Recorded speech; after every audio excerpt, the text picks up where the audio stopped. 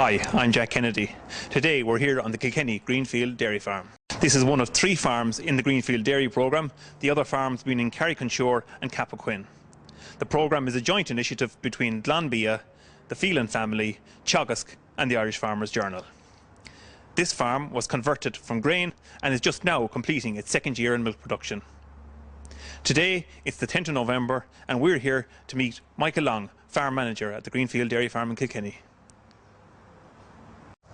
Michael, we've had a lot of rain over the last couple of weeks, but grazing conditions seem to be good here. Yeah, we would have had a lot of rain, Jack, over the last couple of weeks. Grazing conditions are still very good. As you can see, where the cows are after coming out of is still, there's no poaching evident, and here we are where the cows are now, and it's still very sound underfoot. How are you managing grazing at this time of the year? Grazing this time of the year is we graze the cows in 12-hour blocks. We have multiple gaps on the paddocks where the cows are going in the top gap, coming in out the bottom gap. It's the 10th of November now. What's your targets in terms of what percentage of the farm should you have grazed at this time of the year? The target was to have 60% of the farm grazed by the end of October, and then the remaining 40% is grazed in November.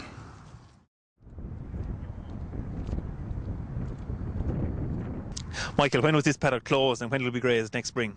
This was the first paddock closed. It was closed on the 10th of October. It'll be grazed next spring, said as the first cow calves, which will be the 3rd or 4th of February. So what cover is on it now and what cover do you expect to be on it next February? We, on a farm walk last Tuesday, we had a cover of 600 kilos of dry matter per hectare, and next spring, next February, 900 kilos.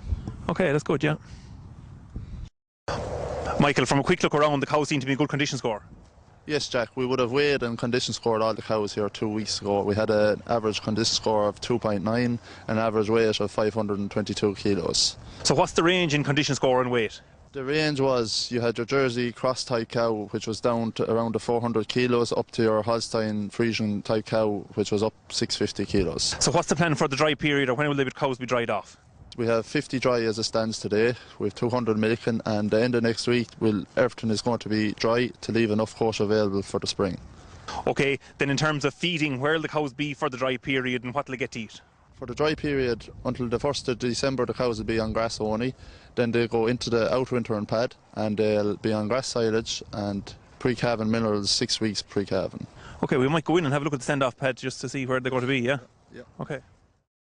Michael, I see you have the stand-off pad ready and new wood chips on. Yes, Jack, we have the pad here ready for the last month. We would have spread the old chip from last year during the summer, and there's 10 inches of new wood chip there now.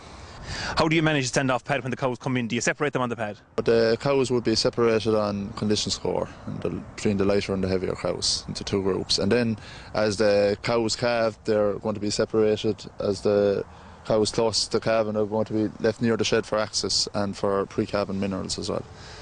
I see you have pit silage and bale silage. Which will you use first? Yes, with the bale silage we're going to use up first because there's some of it left over from last year, and then once that's all gone we'll use the pit silage and we'll have an idea then have we enough silage to keep us going for the spring. We've come to the end of our short visit to Kilkenny today. Thanks to Michael, everything is going excellent. We'll see you again next year.